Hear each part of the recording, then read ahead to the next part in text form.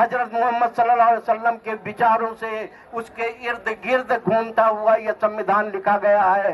ये किसी नौटंकी बात का लिखा हुआ संविधान नहीं है। इसको छूने की कोई कोशिश ना करिएगा।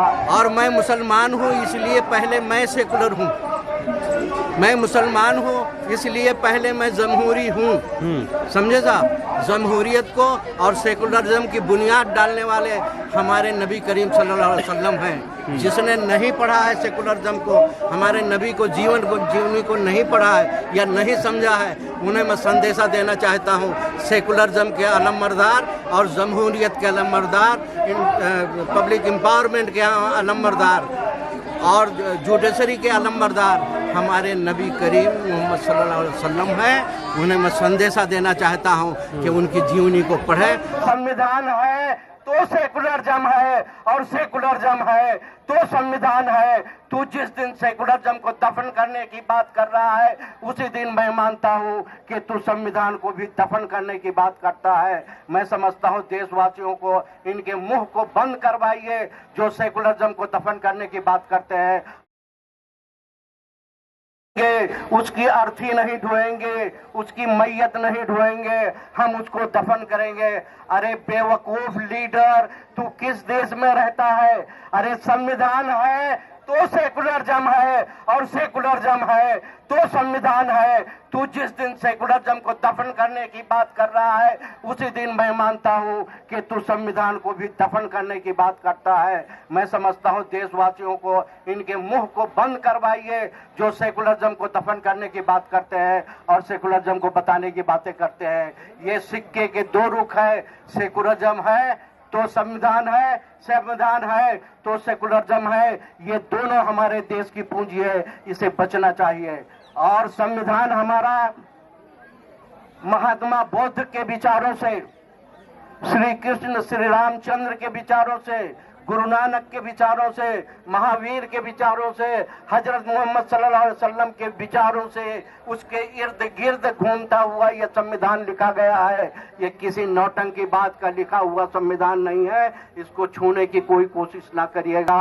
मैं इतनी बात कह करके एक शाहिर लुधियानवी का एक कलाम आप लोगों के सामने पेश करना चाहता हूँ। मैं मेरी बात पूरी कर रहा हूँ। जिंदगी भीख में नहीं मिलती, जिंदगी भीख में नहीं मिलती, जिंदगी बढ़ के छीनी जाती है। अपना हक तंग दिल जमाने से छीन पाओ तो कोई बात बने। ये जात पात रंग नस्ल और मजहब जो भी है आदमी से कमतर है। इस हकीकत को तुम भी मेरी तरह मान पाओ तो कोई बात बने। मेरा नाम इस्माइल बाटलीवाला है। उत्तर प्रदेश का रहने वाला हूँ लेकिन मुंबई में सेटल हूँ, मुंबई में रहता हूँ और एक एक्टिविस्ट हूँ। हमारी कोई पार्टी नहीं है और ना हम किसी पॉलिटिकल पार्टी के मेंबर हैं। हमारी कोई संस्था या तंजीम भी नहीं है और ना हम किसी संस्था और तंजीम के मेंबर भी नहीं हैं। बस एक वोटर की हैसियत से देश भर में काम करते हैं और काम बड़ा करते हैं। ये इतना संदेश आपके चैनल को देना चाहें। ठीक, आज संविधान दिवस है और आपने अभी सेकुलरिज्म को लेकर भी मंच से कुछ बातें कही थी कि कुछ लोग हैं जो कहते हैं कि हम सेकुलरिज्म का बोझ क्यों ढोएं। हो सकता है शायद मैं आपने नाम तो नहीं लिया, असदुद्दीन ओवैसी के बारे में शायद आप बोल रहे थे, लेकिन वो इस उपलक्ष्य में ये बात बोल रहे थे कि सिर्फ एक तरफ से ही क्यों सेकुलरिज्म, दोनों तरफ से क्यों नहीं। इस पर आपका क्या कहना है? देखिए, मैं मुसलमान हूँ, ये मेरा परिचय है और मैं मुसलमान हूँ इसलिए पहले मैं सेकुलर हूँ। मैं मुसलमान हूँ इसलिए पहले मैं जमहूरी हूँ। समझे साहब, जमहूरियत को और सेकुलरिज्म की बुनियाद डालने वाले हमारे नबी करीम सल्लल्लाहु अलैहि वसल्लम हैं। जिसने नहीं पढ़ा है सेकुलरिज्म को, हमारे नबी को जीवनी को नहीं पढ़ा है या नहीं समझा है, उन्हें मैं संदेशा देना चाहता हूँ। सेकुलरिज्म के अलमबरदार और जमहूरियत के अलमबरदार, पब्लिक एम्पावरमेंट के अलमबरदार और जुडिशरी के अलमबरदार हमारे नबी करीम मोहम्मद सल्लल्लाहु अलैहि वसल्लम हैं। उन्हें मैं संदेशा देना चाहता हूँ कि उनकी जीवनी को पढ़ें और फिर हमसे बात करें।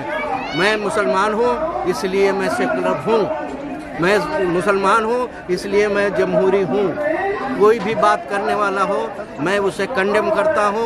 एक बार वो संविधान की बात करते हैं और दूसरी तरफ वो सेकुलरिज्म की खिल्ली उड़ाते हैं। कम से कम मैं उसका विरोध करता रहूँगा, करता हूँ। व्यक्ति कोई भी हो, सिर्फ ओवैसी नहीं है, बहुत सारे लोग इस तरह की भाषा इस्तेमाल करते हैं। मैं उन सबको बात कर रहा हूँ। सेकुलरिज्म है तो संविधान है, और संविधान है तो सेकुलरिज्म है। ये एक सिक्के के दो रुख हैं। इन सिक्कों को जब भी तोड़ने की एक की कोशिश की जाएगी, ये दोनों टूट जाएंगे। अभी जो मौजूदा सरकार है वो भी संविधान को मानने वाली है, वो कहते हैं हम मानते हैं, तो क्या उनकी जो पार्टी है या उनका काम करने का जो नजरिया है वो सेकुलरिज्म की बुनियाद पर है? साहब, आपका नाम क्या है? आकिल।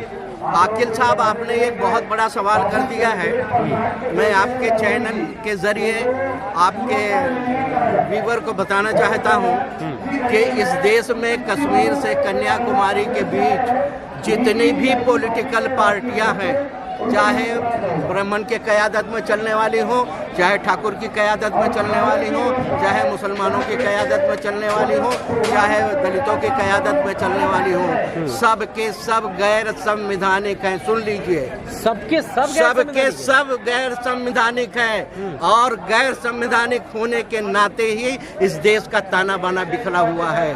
संविधान में पार्टियों का कंसेप्ट ही नहीं है। कोई सबूत दे दे। आज संविधान दिवस है, मैं चैलेंज करता हूं, संविधान में पार्टियों का कंसेप्ट नहीं है। ये धिंगा मस्ती है, ये दादागिरी है। सबने अपना सिंबल अलॉट करवा लिया है और मूर्ख बना रहे हैं। संविधान पर आ जाएं तब देश का भला होगा। सारी पार्टियों के ऊपर मेरा कहना यह है कि संविधान के रूह से भी वाकिफ नहीं है। सारी पार्टियां, कश्मीर से कन्याकुमारी के बीच जितनी भी पार्टियां हैं, संविधान के रूह से वाकिफ नहीं है। संविधान को बालाए ताक रख करके सारा कुछ यहाँ राजपाट पर ये जो बाबा साहब अम्बेडकर का बड़ा सा फोटो बैनर हर एक पॉलिटिकल पार्टी अपने बैनर पर लगाती है, उसके बाद अपनी मंच की शुरुआत करती है। सब दिखावा है, बिल्कुल सब दिखावा है, सब दिखावा है। मूर्ख बनाने का धंधा लेकर सब हमने कश्मीर से कन्याकुमारी का नाम ले लिया है। उसमें बीएसपी भी है, एसपी भी है, कांग्रेस भी है, बीजेपी भी है, और हमारी मुस्लिम लीग भी है, हमारी एमआईएम भी है, हमारी नेशनल कॉन्फ्रेंस भी है। इसमें सबका नाम हमने लिया है। सारे के सारे गैर संवैधानिक है। संविधान के अंदर उम्मीदवार है और वोटर है, पार्टी बीच में कहीं नहीं आएगी। जिसको चाहिए वो फिर से संविधान पढ़ ले, पार्टी का कंसेप्ट ही इसमें नहीं है। पर उनके मानने वाले लोग तो हैं ना जो उसे चला रहे हैं, जो कह रहे हैं कि हम हमारी विचारधारा जो है वो अम्बेडकरवादी विचारधारा है, हम संविधान से चलने वाले लोग हैं। नहीं, मैं यही इनकार कर रहा हूँ आपके सामने, कैमरे के सामने। पर आप जिस मंच पर अभी बैठे हैं, यहाँ पर भी जो पॉलिटिकल पार्टी से लोग जुड़े हुए हैं वो भी यही बात कहते हैं। इसका मतलब आप भी बहकावे में आए हैं? नहीं, बिल्कुल नहीं। हम यही बयान दे रहे हैं, इसी मंच पर ये बयान दे रहे हैं। हमारा तो कोई उस तरह का स्टेटमेंट नहीं रहा किसी पार्टी के फेवर में। हम संविधान के फेवर में हैं। हमारा स्टेटमेंट फिर से नोट कर लीजिए, हम संविधान के बचाने के पक्ष में हैं, किसी पार्टी के पक्ष में नहीं। पर अभी क्या फिर वही है ना कि देखो, सरकार जो है वो संविधान को है जो लागू करा रही है अभी मौजूदा हालातों में। कोई सी भी सरकार है, हर कोई ये कहती है कि भाई संविधान खतरे में है। जो पार्टियां हैं वो सरकार पर आरोप लगाती है, लेकिन जो बाकी पार्टियां हैं वो भी तो अपने आप को दिखाएंगी ना। मैं आपके व्यूअर को बता रहा हूँ कि यही पार्टियां ही संविधान के लिए खतरे में। तो विकल्प क्या है फिर? विकल्प है, आप बैठिए किसी दिन, हम ला रहे हैं मसौदा। क्या है? बिल्कुल इस देश में हजारों साल ये देश गुलाम रहा है। क्यों गुलाम रहा है ये विषय है, समझे साहब। हमारा स्वदेशी पॉलिटिकल सिस्टम ही नहीं रहा है, इसलिए ये देश गुलाम रहा है। अभी भी जिस पॉलिटिकल सिस्टम में हम जी रहे हैं, हमारी सरकारें हम चला रहे हैं, व्यवस्था चला रहे हैं, ये विदेशी पॉलिटिकल सिस्टम है। अंग्रेजों को तो हमने भगा लिया, लेकिन अंग्रेजों के पॉलिटिकल सिस्टम पर हम गले लगा रखे हैं। हम मिशन छेड़े हुए हैं इस पॉलिटिकल सिस्टम को ही देश से किस तरह से। ये तो सब संविधान के द्वारा चुनी हुई सरकारें हैं, संवैधानिक तरीके से चुनी हुई सरकारें हैं, तो आप कैसे इसको इनकार करेंगे? साहब वो आएगा हमारा मसौदा, तब आप समझ लेना। मैं यही तो आपके आप भी कोई संशोधन चाहते हैं क्या इसमें? नहीं, हम संशोधन की बात ही नहीं कर रहे, संविधान में संशोधन की बात नहीं कर रहे जी। फिर ये तो संवैधानिक दायरे में रहकर ही चुनाव हो रहे हैं ना? बिल्कुल नहीं हो रहे हैं। जब पार्टियां ही नहीं है उसके अंदर, तो जो हो रहा है वो सब झूठ है। वो आप बता चलिए दीजिए। तो थोड़ा मसौदा बता दीजिए किस तरीके से। नहीं, मैं मसौदा यही है, अभी अनकरीब जून तक आएगा और वो पूरे भारत में हजारों साल की गुलामी का इलाज हम ला रहे हैं। इतना शॉर्टकट में बता पाना बड़ा मुश्किल है। हजारों साल की कौन लोग होंगे गुलामी, उसमें शामिल? हाँ? कौन लोग होंगे उसमें? कश्मीर से कन्याकुमारी तक सारे लोग उसमें शामिल होंगे, आप भी होंगे। जिस दिन वो मसौदा आप पढ़ेंगे, आप यही कहने पर मजबूर हो जाएंगे कि हकीकत में यही भारत है और भारत की नीतियाँ यही होनी चाहिए। नीतियाँ तो हैं ऐसी, देखो विश्व गुरु बनाने की तरफ अग्रसर हैं, प्रधानमंत्री आगे बढ़ रहे हैं। वैसे मैं मीडिया पर्सनालिटी नहीं हूँ, हाँ। समझे साहब। मेरा एक विजन है, अभी एक 15 दिन में एक मसौदा आ रहा है हमारा भारत सरकार को, वो है एनआरसी का मसौदा। करीब मसौदा आ जाएगा भारत सरकार को और किताब हो जाएगी आप सबों के लिए, मीडिया के लिए, पब्लिक के लिए। और उस किताब का नाम है एनआरसी हमारा हक। ये सब्जेक्ट है उसका। और एनआरसी हमारा हक है। मतलब आप समर्थन है कि एनआरसी होना चाहिए? बिल्कुल समर्थन में नहीं है। उनके क्या समर्थन में, इनकी औकात क्या है? ये भारत सरकार के पास जो बैठे हुए हैं, इनके पास एनआरसी का मसौदा ही नहीं है। बीजेपी के पास मसौदा ही नहीं है। आरएसएस के पास, कांग्रेस के पास मसौदा ही नहीं है। हमारी पार्टियों के पास मसौदा ही नहीं है। सिर्फ उल्लू बना रहे हैं, मूर्ख बना रहे हैं। पहली बार इस देश में एनआरसी का मसौदा हम ला रहे हैं। एनआरसी लाने वाली जो शक्तियां हैं उनको छिपाया जा रहा है। इन्होंने 7 बार संशोधन किया है, गुमराह किया है।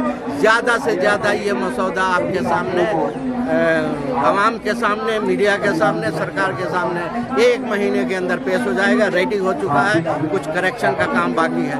दूसरा स्वदेशी पॉलिटिकल मसौदा लिखा जाने लगा है और जून तक वो मसौदा वो भी आ जाने की उम्मीद है। चलिए ठीक है।